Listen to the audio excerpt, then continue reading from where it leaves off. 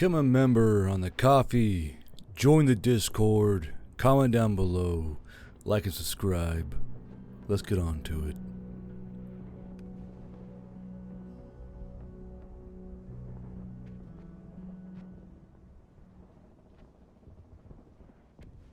Chapter 2, Months of Thaw. Yule stepped out of the governor's building into the still biting cold of winter, tucked his hands into his pockets, and trudged down the snow-littered roads towards the inner workings of town. The brim-touched elves, harpies, oni, and yamatu were the most abundant here, but every now and again Yule could catch Goliaths, the renegade orcs, dwarves, and even a few centaurs stepping their way around the roads or working within shops. Yesterday, there had even been a contingent of gnolls visiting, the odd, canine-looking people camping outside of town and trading their snow-weather wares. Residents who lived in New Sanrion enjoyed the new amenities of life, whether that be eclectic food carts, bustling restaurants boasting human cooks, indoor heating, or even the ability to draw hot water into the home via pipes. Bathrooms were still an odd problem. As while Valhalla Hill had toilets, the locals were deathly afraid of the things and instead opted for a plumbed sanitary basin that was rinsed flush manually with the hand pouring of water from jugs. New recruits had far more to fear and usually plopped down onto the toilets with such fatigue they couldn't even summon the energy to be afraid as the bowls flushed with a rush of noise. More so, indoor plumbing was still failing to turn people away from bathhouses. The rich and noble, of which a few nobles were poking around New Sanrion, much to Yule's and Respin's annoyance, loved having a private bath. The common people and soldiers, however, spurned away private baths and instead opted for large public bathing areas within inns, or even entire buildings devoted just to bathing and washing.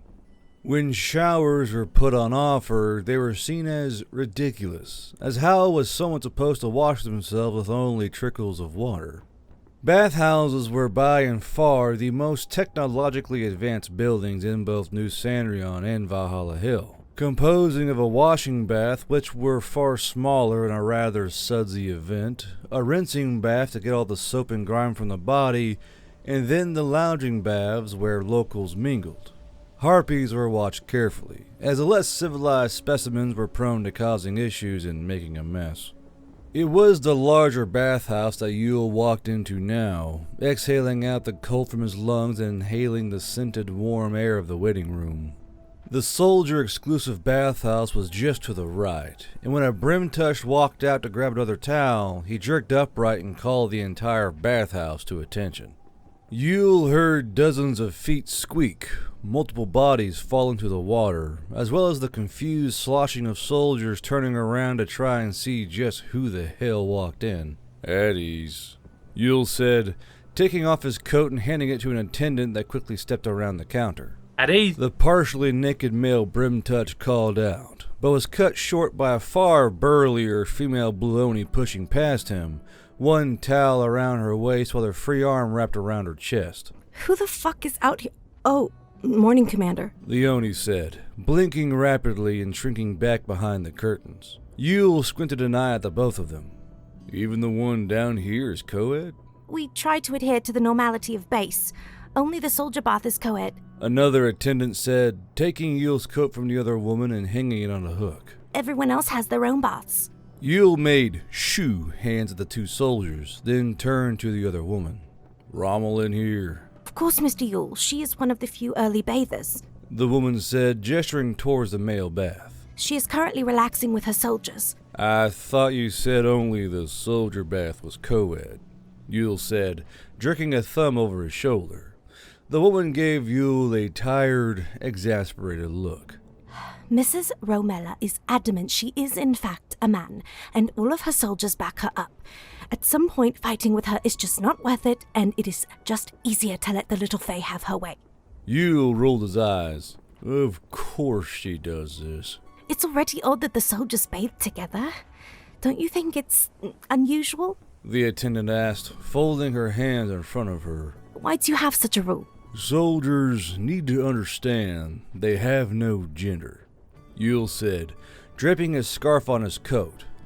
They are not a female or male soldier. They are soldier. Nothing more or less. They will have to take care of each other in the field, which can include ripping bloody clothes off of each other and exposing flesh to the eyes as they try to stop bleeding. I can't have a trooper getting bashful at a pair of breasts when they need to plug a bullet wound with clotting bandage, or get flustered when they have to check their buddy's crotch to make sure their balls haven't been blown off by a grenade and are bleeding to death. The attendant blanched visibly, her face a mask of horror as Yule turned to look at her.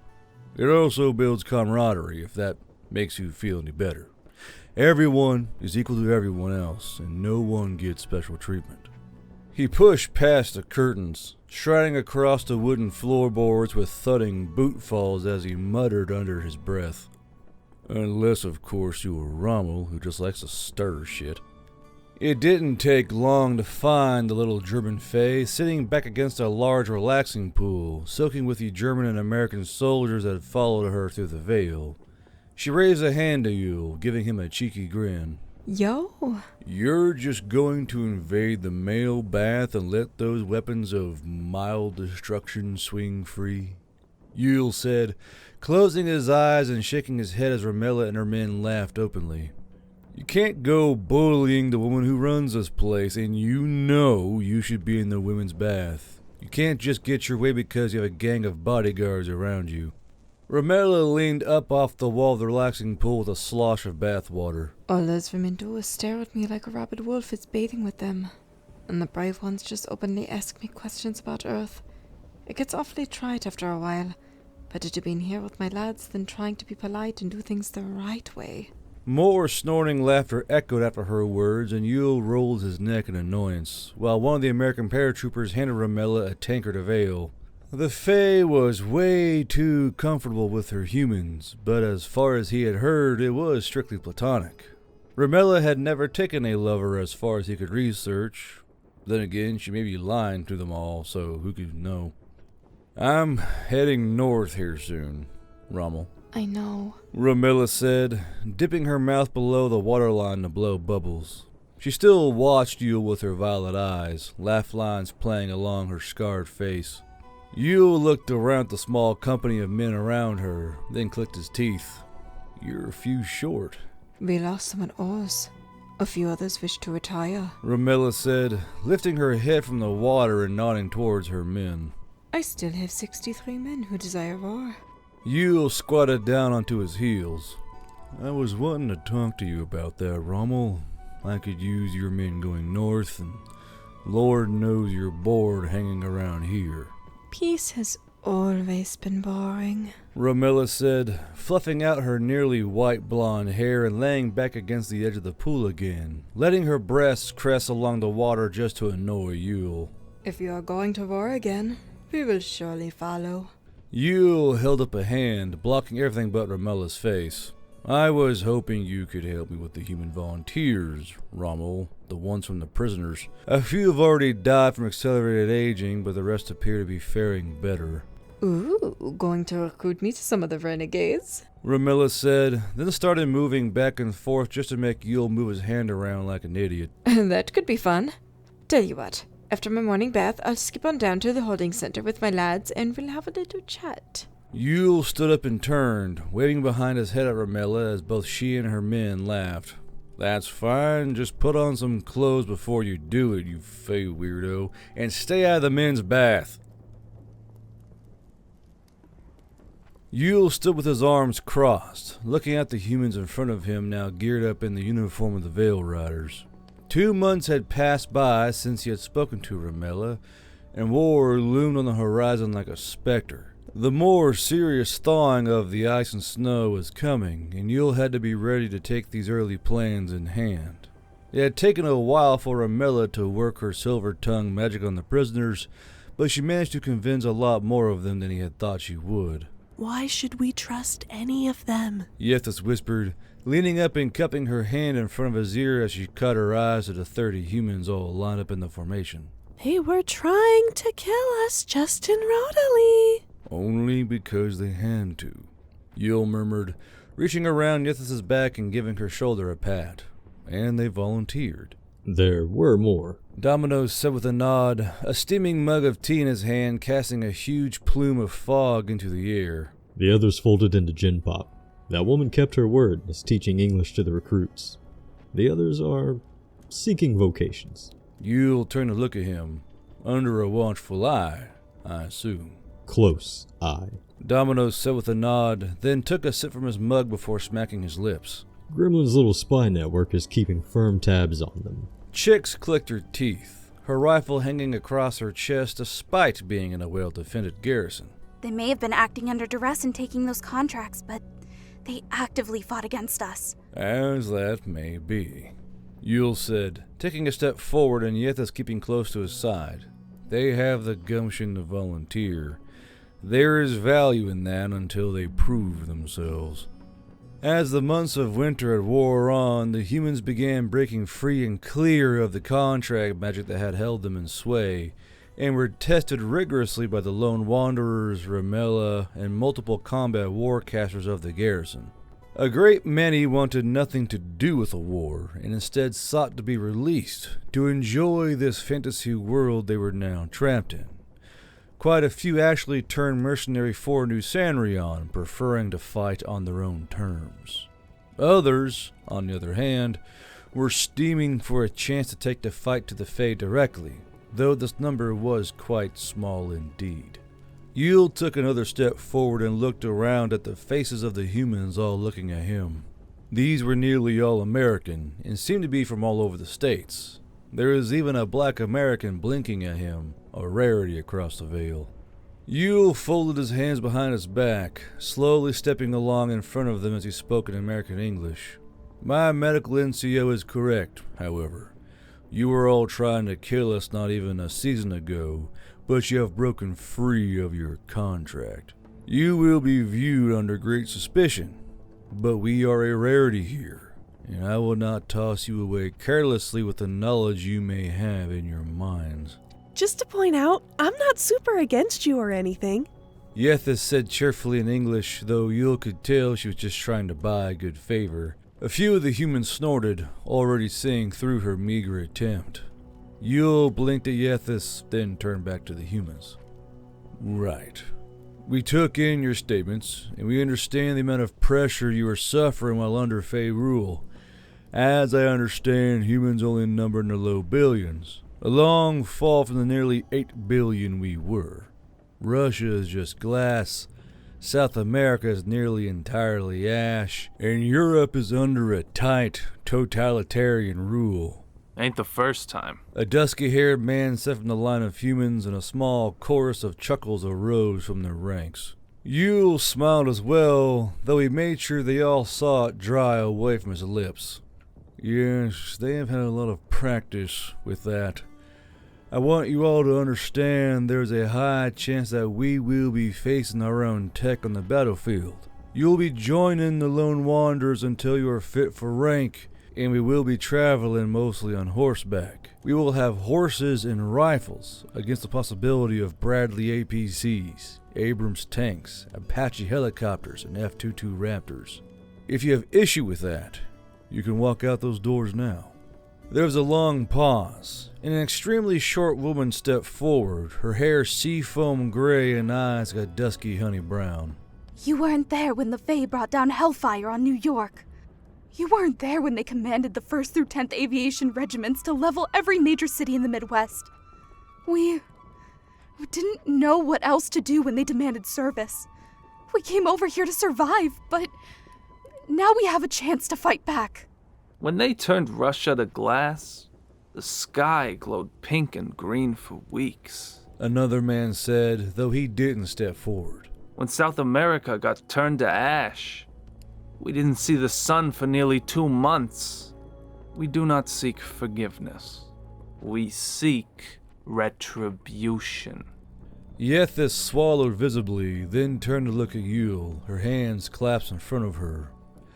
Yule blinked at the woman as she stepped back into the ranks of humans, then turned to Domino. When he gave him another nod, he smiled, turning back to the humans. Then retribution you will have. You'll have to learn the local language of Tunka quickly, as very few outside of this base understand English. We will outfit you further after you leave this meeting. Your floral shirts are ready and waiting. Domino said with a chuckle, then took a sip from his mug as he gestured towards a small pair of crates on the wall. A man stepped forward, his hair brown and eyes a shade of black that reminded Yule of tar. Mr. Yule, I was... I know who you are, Jacob. Yule said, putting his hands in his pants pockets. You were dating my daughter before I left. Small apocalypse, ain't it? Jacob smiled sadly, then swallowed hard. I'm sorry about what happened to her. They found her. I mean, we tried to hide her, but it was difficult. She was alive before we left, but... It's all right, Yule said, though his voice was hard. I get it. Unfortunately, that's now out of both of our hands. Jacob stepped back into the line of men and women while Yule began to idly pace, Yethis staying close to him in step. I know Earth was in bad shape, and I'm sorry that it's all come to this. If anything, I may have single-handedly sped up our fate, but my mistakes and sins cannot be undone. We can only do our best here in this world and safeguard it from the same people that sought to make us slaves. Yule gestured towards Yethis, as well as several other local races that were watching carefully from around the other doors. These people need us more than anything. We have to do our best to make sure they do not end up as slaves or as pawns for the Fae agenda. We were always going to end up here. That much is known now. Our home was ravaged, but that means we can make sure the same does not happen here. We have to move past my mistakes. We have to try and pick up the pieces as well as we can. There is a chance for us all to enjoy a world of fantasy, but we're going to have to fight for it. Were y'all given your primers on history of this place? Heads nodded and jaws set themselves. Their plan, as far as we can gather, was to weaponize us due to our world's advancing time. A whole continent to the west was scoured during their Great War, and they nearly got this one too. They did here what they did on Earth, so we know the score. The Fae Queen wants godhood, but she made a mistake trying to use us as pawns to try and achieve it. Yule said, folding his hands behind his back. I have made it my personal mission to be the biggest thorn in the side of that big bitch and make sure that freedom can freely ring on this side of the veil. I will die trying if need be. I can only ask the same of you.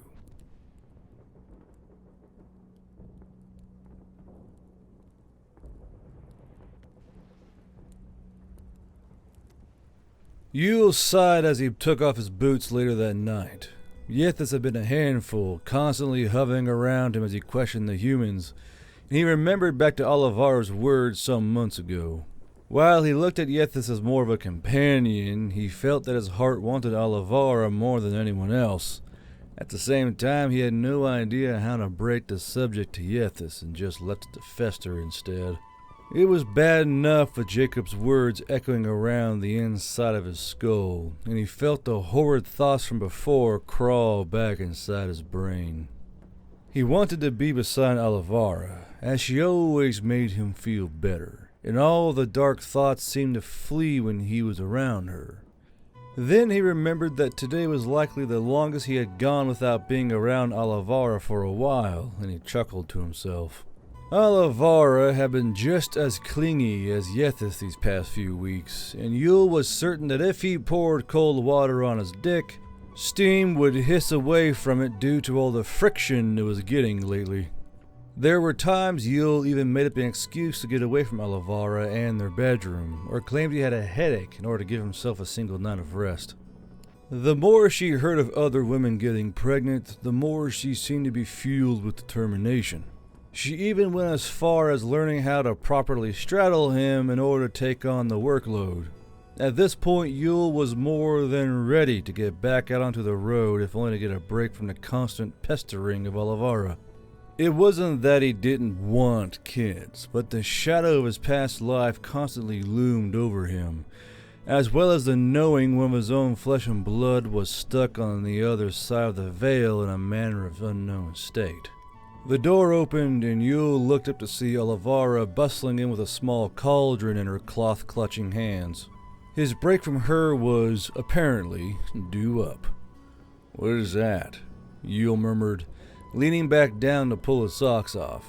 Alavara set the small cauldron down onto a square sitting table with a sharp puff of breath. I heard you didn't eat Chuvet, so I brought us some soup.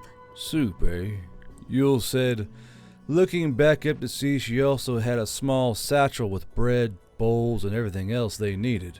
The room always had a pitcher of water and cups in it anyway, so he figured Alavara must have just gathered everything else they required. I figured that since we're heading out in a few days that we may as well get used to what we're going to be eating on the road. Alavara said happily, humming to herself as she pulled the wooden ladle from within the small cauldron and filled a bowl for Yule. I kind of oddly enjoyed traveling food. It just...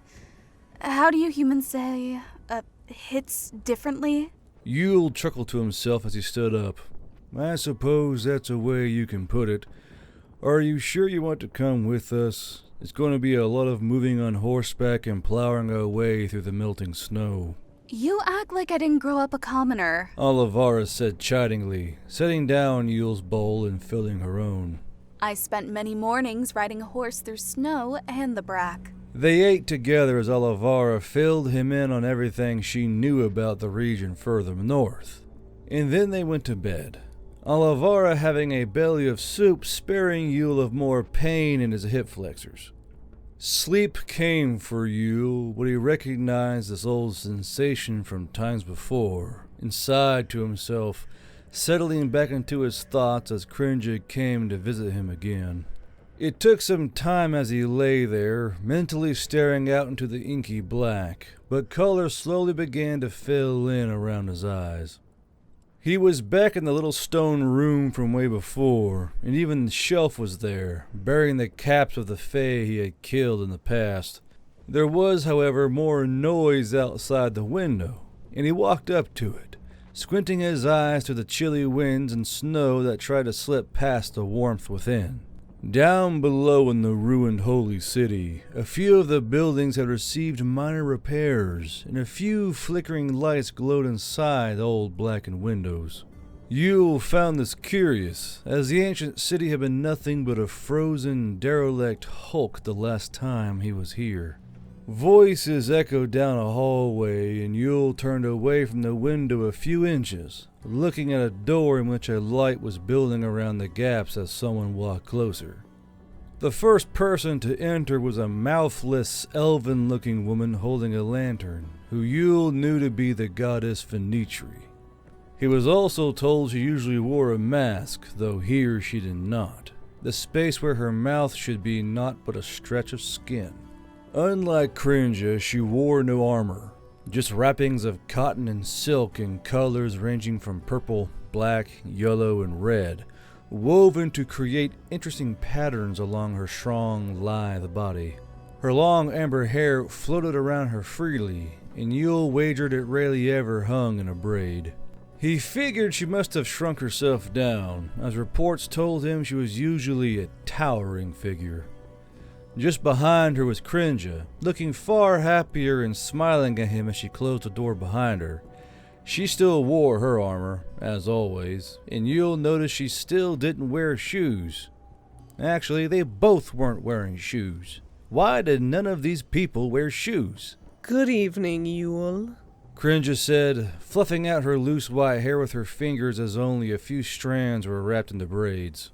"Evening, bootless," Yule said, and he raised a hand up in a half-greeting. "I was sleeping, you know." We are way too far away for an in-person meeting, so we are dragging you here mentally and spiritually. You better get used to that, being my champion, you know. Katja said with a grin, while Vynn's eyes squinted in a smile. "Yay," Yule muttered, leaning against the window and letting the frigid air cool his neck. What can I do for you? Finitri looked towards Crinja, eyes still smiling as her huskier voice rumbled into the room. My, he is as short in word as you described. Told you. Crinja snickered, then itched one bare foot with another. We have received news from She Who Hides that may be cause for concern. She Who Hides. I'm pretty sure that's that harpy goddess that stole one of my fucking tanks. Yule said angrily, and rubbed at his face with his palms. Does it involve the fae that has turned into a god? He is sharp. Finitri said, striding over to bend down and look at Yule closely. I thought you would be less grumbly, though. Yule blinked at the mouthless goddess, raising a brow. Sorry to disappoint. Yes, it is about Malmoira. Cringe said with a light bite of venom to the words. It appears my greatest enemy is to receive a new lease on life, one that I am being told by multiple other gods to let go of. Finitri winked. I told her to get over it. The others are merely asking. It is easy for you lot to just request such a thing. Cringe muttered, setting her hands on her hips. And besides her, there are now 30 extremely powerful fae on this world. 3 know of your plans to head north. Yule sniffed, his mind tired and struggling to hold this visit together. How would they know of my plans? Affinitiki has divined what you are up to, but it is a vague vision. Finitri said, placing her hands behind her back and lightly hopping from foot to foot around Yule. They simply know you wish to head north, and they will likely use powerful magics to place a force ahead of you. Cringe nodded, resting a hand on her newly made warhammer. Belschnecht has been felt entering the world, and we believe that despite being an Elir, he will lead this contingent. He may also be bringing his champion, a master bowman known as Gary Miklek that served him as a Dracanic. Feeny Kitty? Yule asked him, blowing a snowflake from his lip. Elir? Highest of the Fae royalty. Cringer replied. Normally, they don't lead from the front, but we have felt him moving north, albeit slowly. Yule nodded his head tiredly. Consider myself warned. Where'd the new hammer come from? From Falgrim, one of the dwarven gods. He was quite happy to hear I am back. I always enjoyed his company. Cringe said, looking down at the hammer and giving it a wiggle from the loop on her belt. Finitri squinted an eye at her. Yet you said no to the kind gift of Haruti. That wasn't even a gift. It was like he tried to make a pair of pants with a blindfold on. Cringe barked out, then shuddered. They didn't even have a seat. As for Malmoira... Finitri said silkily, leaning forward and lifting Yule's head with a finger under his chin. She is to be protected. She may be heading east after meeting with an old friend of hers, and she may seek you out for some unknown reason within her head. Yule yawned politely, then squinted when Finitri tapped his nose. Consider her protected. Anything else? Melanie says she is your biggest fan. Finitri said with a giggle, despite the fact she didn't have a mouth. She would be here as well if it wasn't for the fact that you have made her very busy. Yule blinked slowly at her, then turned his head to Crinja. Am I clear to engage these other fae? Of course. Crinja said with a nod. I am still quite weak, but soon that will not be a problem. I will be with you the entire way. Yule nodded to her, then raised a finger. By the by, your boyfriend showed up during an operation. I haven't a clue what you mean. Crinja said in a rush, looking alarmed and holding up her hands as she quickly severed the connection to Yule. The last thing Yule heard was the fading, teasing laughter of Finitri and Crinja yelling something to her about minding her own business. Yule woke up with a groggy grumble, Alavara already out of bed and putting on her uniform pants. Juve? Did you not sleep? Alavara asked, seeing the dark bags under Yule's eyes. Yule rubbed at his face with a hand, sighing out angrily. No, not as well as I should have. Well, the summoning had only lasted but a few minutes. He had lost out on an entire night's sleep, and he swung his legs out of bed, already mentally reaching out to the teapot downstairs. He stood, then started working his tired limbs into his uniform. The servants of the house had already collected a small stack of missives from the morning runners, setting them beside a hot cup of tea and Yule's breakfast. They had quickly learned to not dote on Yule, not after the mouth-patting incident, and got used to the hands-off approach to the human. The servants were a mix of Brim-Tush and Valley Elves, and all had to learn to operate out of sight of Yule, or else he would shove them out of the way and do the work himself.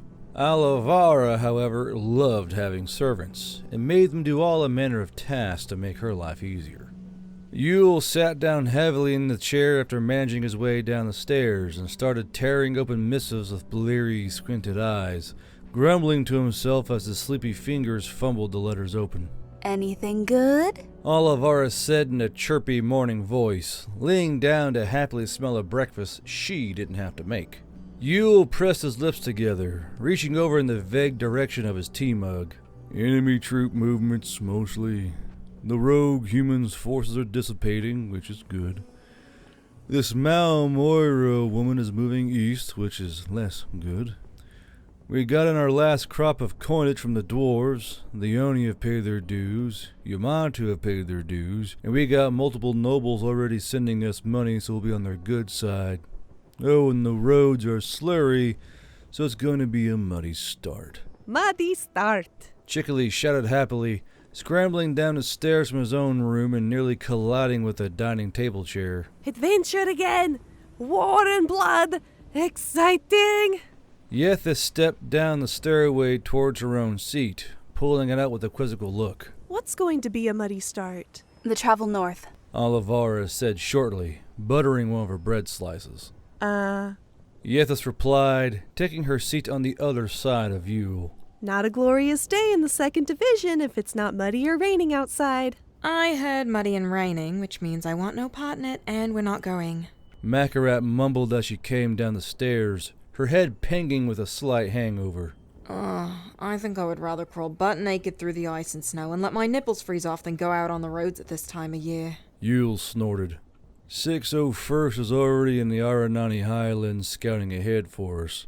They've been in several small firefights but haven't had any casualties. Yule opened another letter, and his eyes narrowed. This was a report from Coco's forces, as he had one of the few scientists that came across with the first wave, and he had made some interesting discoveries in a library. Both Coco and Yule had pondered about the use of nuclear-type weapons, or even just depleted uranium ammunition, but wanted to know what would happen to this world if they did, or even why the Fae had not done so themselves. After all, it wouldn't take much to shuffle a missile across the Veil and just annihilate Yule's base with a single button push, and it was a nagging question at the back of Yule's mind. It appeared there was a reason for it, a reason that came in the form of killing an entire world with a single detonation. According to both Coco and multiple other sources, radiation played absolute havoc with the local races, and even the Fae. Radiation killed them fast. Very fast, to the point even being within a certain radius caused their bodies to shut down. Yule narrowed his eyes and read on. Due to the nature of radioactive elements, they attack non-Earth creatures with absolute, resolute aggression. Prevalence of uranium ore on the Veil world was obvious, as there would be no reason for it not to be, since there's also evidence of iron, nickel, and other elements. And some was found. Uranium was found in a small supply, but is so dangerous that no miner wanted to go near it, and not even the Fae appear to have any love for it according to their prisoners. Uranium, as a baseline, would have a kill radius of 15 feet.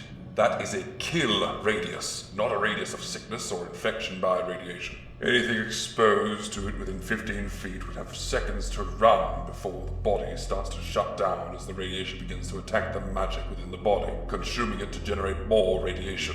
Closest a Scaparian creature could be is 30 feet, but would become severely ill before their mana, core element, I'm still trying to find a word for this, regenerates. having to be locked in seclusion in order to not infect other Scaprian creatures. Unlike human contact, the radioactive materials elicit a response similar to positional paresthesia in humans. The body will begin to buzz as the radioactive materials attack the magical elements within the body. However, unlike humans, the sensation will grow and become worse the longer they stay within the radius of the ore. Mind, this is just ore. It'd be horrifyingly worse when they're around a refined rod or some other shit. For instance, if a creature falls within the kill radius and turn to run, their body will begin dying and shutting down. Legs will become numb as they are used, the muscle thrumming and buzzing to the point they will lose function. The radioactive elements will always attack the legs first, as for reasons unknown it wants to consume the mana. This means the Scapiran entity will stumble, panicking as their lower limbs start to not function, then crash to the ground.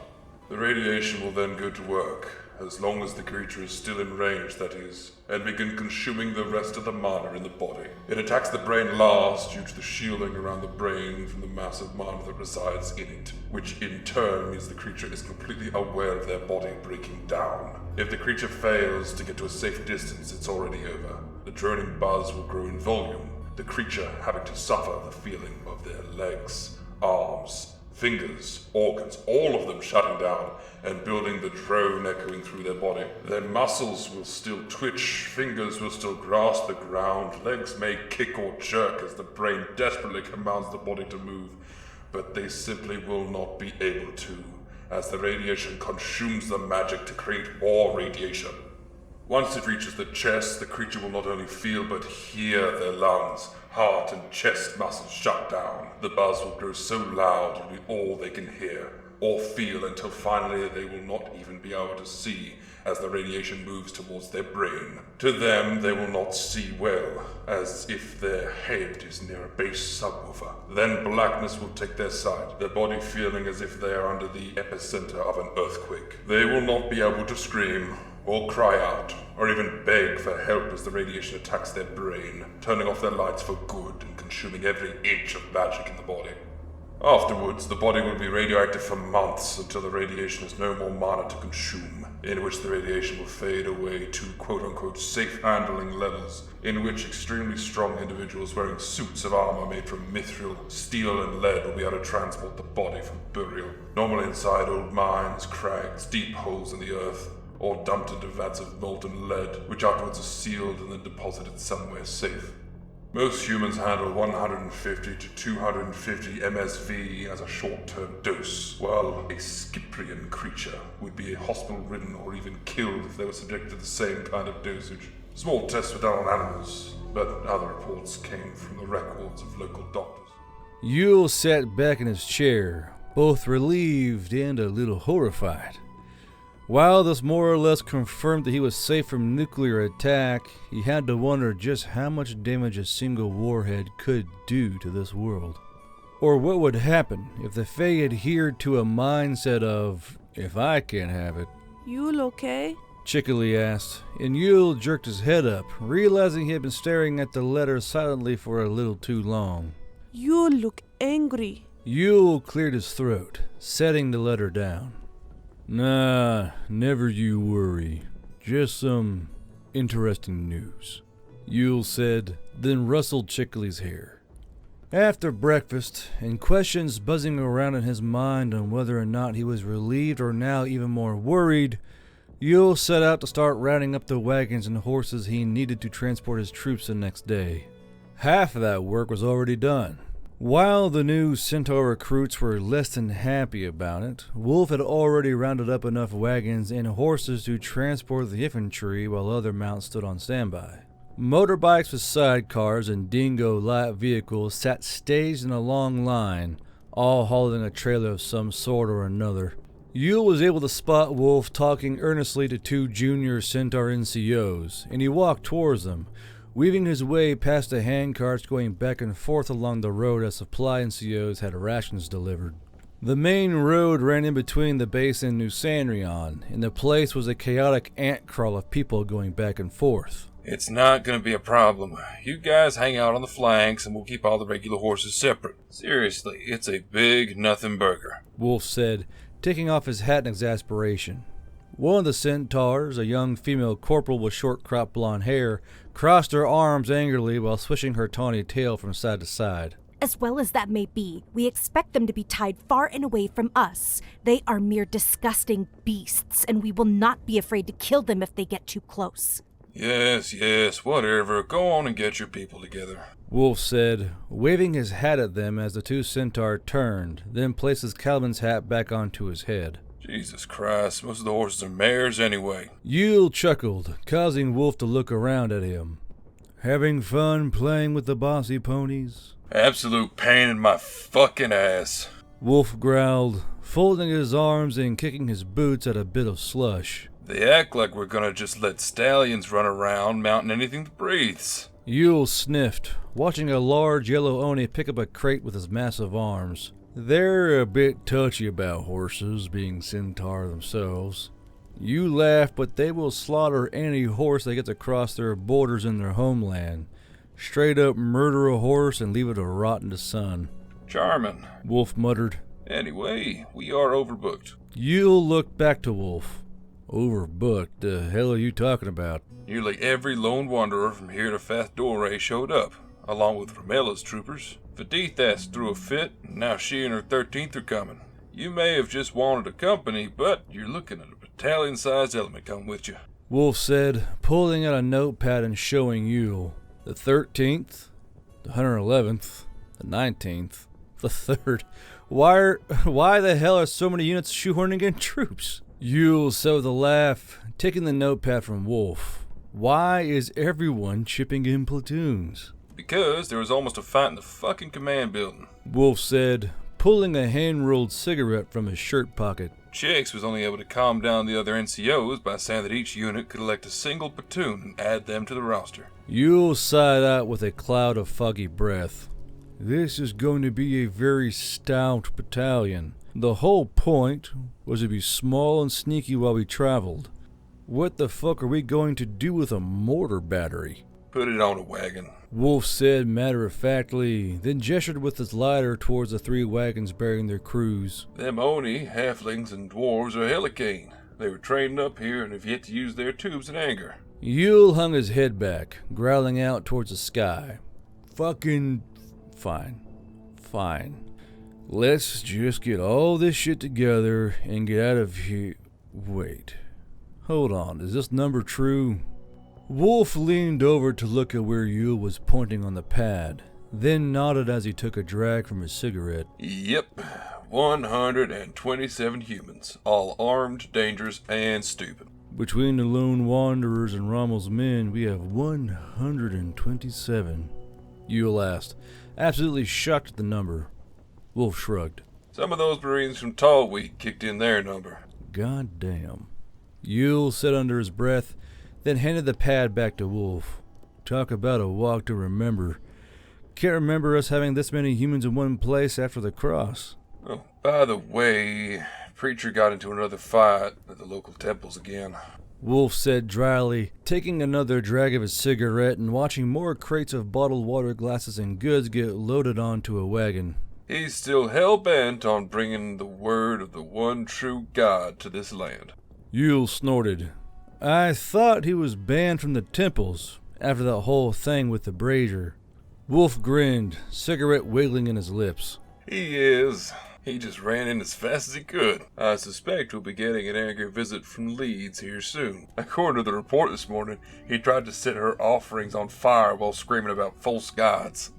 God damn it, Yule said bitterly, folding his arms as he looked at a pair of merchants trying to sell good luck charms to a small group of auxiliaries. Leeds is that huntress, and she's extremely popular, especially right now. If she gets upset about this, it's going to be absolute hell on our way north. Did you queue up a repayment? Wulf nodded. I learned from one of her priests that she loves to smoke, so I gave the temple 3 of my backup pipes and about 30 hand rolls. Made from my own stock I brought over from home.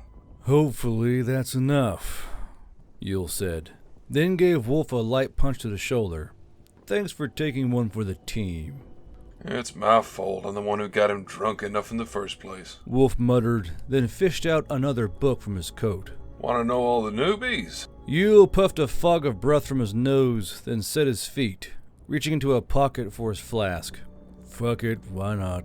Molo's probably the best one we have. He's an Australian that managed to survive a partial culling. Likes to dig in the dirt, make foxholes, build forts. He was over playing with those druidic earth movers earlier. Decimus is, well, he has a lot of Roman motifs on his armor. Tall motherfucker from the 75th Rangers. Alaska's the one over there with the black mustache, chain smoking and talking to Prinz. I know Prinz looks like a fucking bandit, but just play along. Wulf listed off, sliding a finger down the pages of his tracking book. The linebacker-looking motherfucker's moose. Do not ask him about the boots. The tall dwarf-looking dude is Huff. He was an artillery NCO with the Fae, and we learned quite a bit from him. The one with the D20 keychain on his rifle is Darkside. He came up from South Texas. Yule looked over to where Wulf was gesturing and recognized plenty of faces from the prisoners brought in. The short one there is Ben. Joined up to make sure his family could eat and got stuck with tunnel rat duties. Gorlock is... Yule turned his head towards Wulf, eyebrows raised. Gorlock? Wulf sighed, closing his eyes. Is the large one with the spray-painted plate carrier and pit vipers. He came in late as a volunteer after they tried to make him get into farming. Kemp is the corn-fed looking fucker that's talking to the ginger who insists on being called Dalek. Lacune is the slender one with the scarred up hands. Besides them is Curtis, and no, he will not get rid of the banjo. I've already asked. Heike's our Finn. He managed to get scooped up into duty after the Fae tried to freeze out resistors. Hayden is the one with the short hair harassing the horses. Was active duty, and will come in clutch if we manage to capture Bradley. Bubba and Buckwheat you already know. They snuck away from Zerg Company and are joining us. The rest I'm still getting to know. I'll update you when I know more than just their name. I'm sure they'll make a right mess of things. Yule said with a chuckle, then looked out to all the soldiers either mounting wagons or hopping up onto the backs of horses. The whole point was to be small and fast. Look at them all.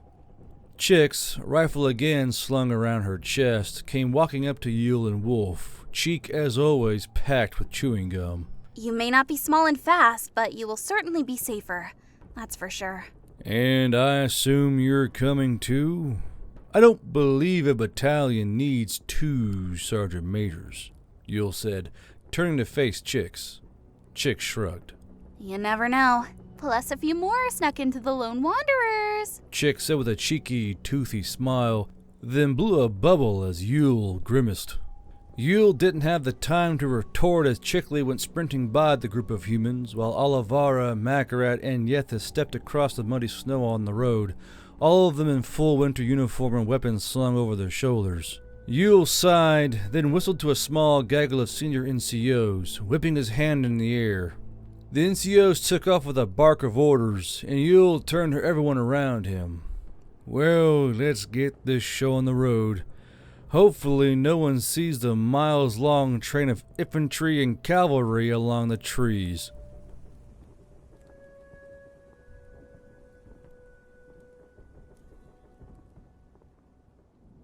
And that's the end of Chapter 2 of the Veil Rider Book 4, Strength of Spirit. If you like this channel and others like it, be sure to like and subscribe to the channel of Guard Bros Field Desk, and share these stories with those who you think would enjoy them.